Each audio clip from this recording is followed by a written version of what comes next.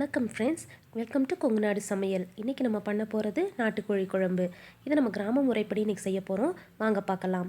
கிராமத்தில் எப்போவுமே அங்கே தெரிஞ்சிட்ருக்கிற கோழிகளை நம்மளே பிடிச்சி நம்மளே பொசுக்கி வாட்டி க்ளீன் பண்ணி தான் செய்வோம். இன்றைக்கி அதே மாதிரி தான் செய்ய போகிறோம். ஸோ இந்த கோழியைத்தான் நம்ம செஞ்சோம் இன்றைக்கி. இதை இப்படி வாட்டுறது, பொசுக்கிறது, இப்படி கழுவி எப்படி க்ளீன் பண்ணுறதுங்கிறதையெல்லாம் தனி வீடியோவில் பார்க்கலாம். இது ட்ரெய்லர் மட்டும்தான் ஃப்ரெண்ட்ஸ்.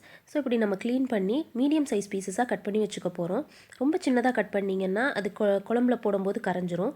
இது கொஞ்சம் பெரிய சைஸாக இருக்குது. இதை நாங்கள் இன்னும் சின்னதாக கட் பண்ணி வச்சுருக்கோம். இந்த ஐட்டம் எல்லாம் தான் நம்ம மசாலாவுக்கு தேவையானது ஃப்ரெண்ட்ஸ். இதெல்லாம் மிளகு சில வாட்டுறதுன்னு நான் எங்கள் ஊரில் சொல்லுவோம்.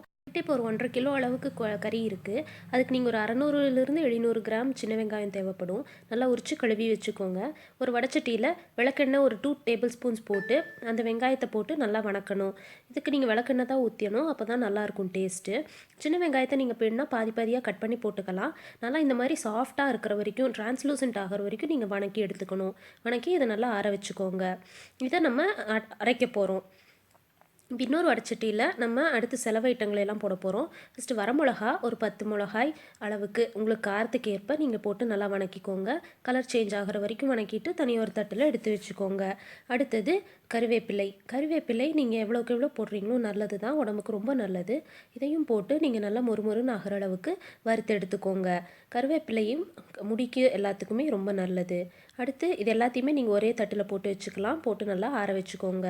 இதுக்கடுத்து சீரகமும் நல்லா வாசம் வர அளவுக்கு பொரிஞ்சு வரணும். அந்த அளவுக்கு கொஞ்சம் கலர் சேஞ்ச் ஆகும். நீங்கள் அந்த ஸ்டேஜில் நீங்கள் எடுத்து இதையும் நீங்கள் எடுத்து வச்சுக்கலாம்.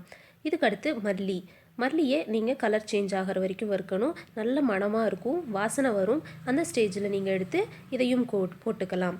நீங்கள் மிளகாயே கொஞ்சம் அளவு கம்மி பண்ணிவிட்டு கூட ஒரு 5-6 மிளகு கூட சேர்த்திக்கணும். அடுத்து நம்ம மிளகையும் நல்லா வறுக்க போகிறோம். அதுக்கு தகுந்த மாதிரி நீங்கள் மிளகா அளவு கம்மி பண்ணிக்கோங்க. அடுத்து மிளகையும் போட்டு நல்லா வறுத்துக்கிட்டு இது எல்லாத்தையும் நீங்கள் நல்லா ஆற வச்சு இதையும் நம்ம வதக்கி வச்சுருக்கிற வெங்காயத்தையும் சேர்த்து ஆட்ட போகிறோம். நம்ம இன்றைக்கி ஆட்டுக்கல்ல ஆட்ட போகிறோம். பட் அதுக்கு நம்ம இந்த அரைச்சி வச்சுருக்கிற செலவு எல்லாத்தையும் முதலே மிக்சியில் போட்டு பவுட்ரு பண்ணி எடுத்துக்க போகிறோம். ஏன்னா ஆட்டுக்கல்ல போட்டு ஆட்டுறதுக்கு ரொம்ப நேரம் ஆகும் ஃப்ரெண்ட்ஸ். அந்த அளவுக்கு உங்களுக்கும் பொறுமை இருக்காது பார்க்குறதுக்கு. அதனால் நம்ம இன்றைக்கி நல்லா ஃபைன் பவுடராக இதை பண்ணி எடுத்துக்க போகிறோம். நம்ம வச்ச மசாலாஸ் எல்லாத்தையுமே செலவு ஐட்டங்கள் எல்லாத்தையுமே நல்லா ஃபைன் பவுடராக முடிஞ்ச அளவுக்கு ஃபைனாக அரைச்சி எடுத்துக்க போகிறோம். அதுக்கடுத்து வெங்காயத்தை நீங்கள் மிக்சியில் செய்கிற மாதிரி இருந்தால் வெங்காயத்தையும் இந்த மசாலாஸையும் சேர்த்து ஒட்டுக்க ஆட்டிக்கலாம். நாங்கள் இன்றைக்கி ஆட்டுக்கல்ல போட்டு ஆட்டியிருக்கோம். வெங்காயத்தை நல்லா போட்டு ஆட்டுறோம். எதனால் ஆட்டுக்கல்ல டேஸ்ட் நல்லா வருதுன்னா, நீங்கள் மிக்சியில் போடும்போது எப்படி இருந்தாலும் கொஞ்சம் சூடாகும் மசாலா. ஸோ அந்த சமயத்தில் கொஞ்சம் டேஸ்ட் கம்மியாகும். நம்ம ஆட்டுக்கல்ல ஆட்டணுன்னா அந்த சூடு வராததுனால மசாலா நல்லா டேஸ்ட்டாக இருக்கும். அதனால் முடிஞ்சால் நீங்கள் எங்கேயாவது ஆட்டுக்கல் கிடைக்கிதுன்னா நீங்கள் கண்டிப்பாக அதில் ஒரு தடவையாவது ஆட்டுக்கல்ல ஆட்டி செஞ்சு ட்ரை பண்ணி பாருங்கள். டேஸ்ட் சூப்பராக இருக்கும். அடுத்து நம்ம இந்த மசாலாவை நல்லா தண்ணி ஊற்றி அரைச்சி மசாலாவை தனியாக எடுத்து வச்சுக்கிறோம். அந்த ஆட்டுக்கல் இல்லை நீங்கள் மிக்ஸி அரைச்சிருந்தீங்கன்னா மிக்ஸி ஜாரை கழுவி அந்த தண்ணியையும் தனியாக எடுத்து வச்சுக்கோங்க. அது இல்லாமல் கொஞ்சம் தேங்காய் இப்போ நான் காமிக்கிற மாதிரி பருன்னு கொஞ்சம் ஆட்டி எடுத்து வச்சுக்கோங்க. 1 இன்ச் அளவுக்கு இஞ்சியை தட்டி வச்சுக்கோங்க. ஒரு 8 பல் பூண்டை நல்லா கட் பண்ணி வச்சுக்கோங்க. கூட கருவேப்பிலையும் கொத்தமல்லியும் எடுத்து வச்சுக்கோங்க. நம்ம இப்போ குழம்பு இதில் வைக்க போகிறோமோ அந்த அளவுக்கு ஒரு பெரிய குக்கர் எடுத்து வச்சு அதில் உங்களுக்கு எந்த எண்ணெய் யூஸ் பண்ணுறீங்களோ அந்த எண்ணெய் நீங்கள் ஒரு 3 ஸ்பூன் ஊற்றிக்கலாம். ஊற்றி கடுகு கருவேப்பிலை போட்டு நல்லா தாளிச்சுக்கோங்க. நாங்கள் இன்றைக்கி கடலெண்ணெய் யூஸ் பண்ணியிருக்கோம். அது கூட நம்ம எடுத்து வச்சுருக்கிற இஞ்சி பூண்டு 2ஐயும் போட்டு நல்லா வதக்கிக்கோங்க. அடுத்து கொஞ்சம் கொத்தமல்லியும் போட்டுக்கோங்க.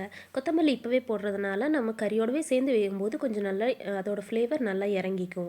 அதனால் அடுத்து நம்ம கூட இந்த இருக்கிற கொத்தமல்லியும் கொஞ்சம் போட்டு ஒரு கை அளவுக்கு போட்டு அதையும் சேர்த்து வணக்கிக்க போகிறோம். அடுத்து நம்ம வெட்டி வச்சுருக்கிற கறி எல்லாத்தையும் எடுத்து இதுக்குள்ளே போட போகிறோம்.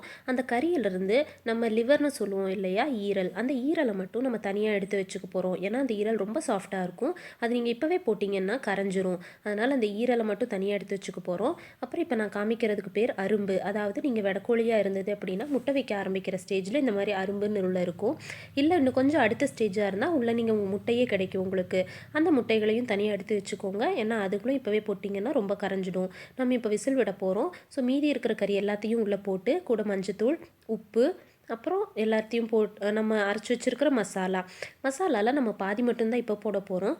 போட்டுட்டு மீதி தண்ணி, நம்ம இதை கழுவி வச்ச தண்ணி இருக்குது இல்லையா, மிக்ஸி ஜார் கழுவுனது இல்லைன்னா ஆட்டாக்கல் கழுவுனது, அந்த தண்ணியை ஃபுல்லாக ஊற்றிக்கோங்க. நம்ம அரைச்சி வச்ச மசாலாவில் எடுத்து பாதி அளவு மட்டும் போட போகிறோம். இந்த மசாலாவையும் உள்ளே போட்டுக்கோங்க. போட்டு நல்லா கிளறி விட்டுக்கோங்க. தேவையான உப்பு போட்டுக்கோங்க. போட்டு நல்லா இப்போவே எவ்வளோ தண்ணி விடணுமோ அந்த அளவுக்கு தண்ணி ஊற்றிக்கோங்க. கறி மூழ்கிற அளவுக்கு தண்ணி விட்டுருங்க. ஏன்னா பின்னாடி நம்ம கறி விசில் விட்டு நம்ம கறி வெந்ததுக்கப்புறம் நீங்கள் நிறையா தண்ணி ஊற்றுனீங்கன்னா குழம்பு டேஸ்ட்டு நல்லா இருக்காது. குழம்பு சல்லுன்னு போயிடும். அதாவது டேஸ்ட் ரொம்ப கம்மியாயிடும். அதனால் இப்போவே நீங்கள் கொஞ்சம் தண்ணி நிறையா ஊற்றி விசில் விட்டுக்கோங்க. ஒரு 4-5 விசில் விடுங்க. கறி ரொம்ப வெந்துருச்சுனாலும் உடஞ்சி போயிடும். அதனால் இப்போ விசில் விட்டு எடுத்துட்டோம் பாருங்கள், கறி சாஃப்ட் ஆகிடுச்சு.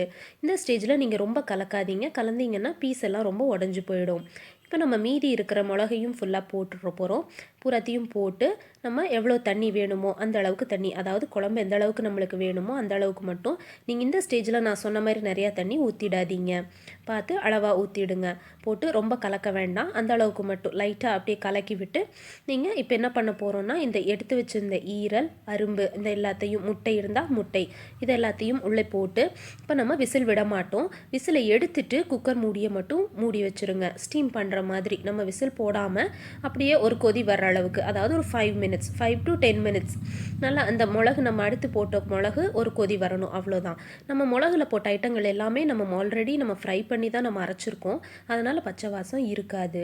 இப்போ நீங்கள் போட்டு ஒரு கொதி வந்த உடனே நல்லா கலக்கி விட்டுக்கோங்க. இப்போ நம்ம அரைச்சி வச்சுருக்கிற தேங்காயை இதில் சேர்க்க போகிறோம். தேங்காய் சேர்த்துனதுக்கப்புறம் ரொம்ப நேரம் கொதிக்க வைக்காதீங்க. அதோட எண்ணெய் கண்டென்ட் வந்து உள்ளே வந்துடும். ஸோ வாசம் மாறிடும். தேங்காயை போட்டுட்டு ஒரு 2 to 3 நிமிஷம் நீங்கள் கலக்கி விட்டுட்டு ஒரு கொதிக்க விட்டால் போதும். கொதிக்க விட்டால் நம்மளுக்கு கமகமக்கிற கொங்குநாடு கோழி குழம்பு தயாராகிடும்.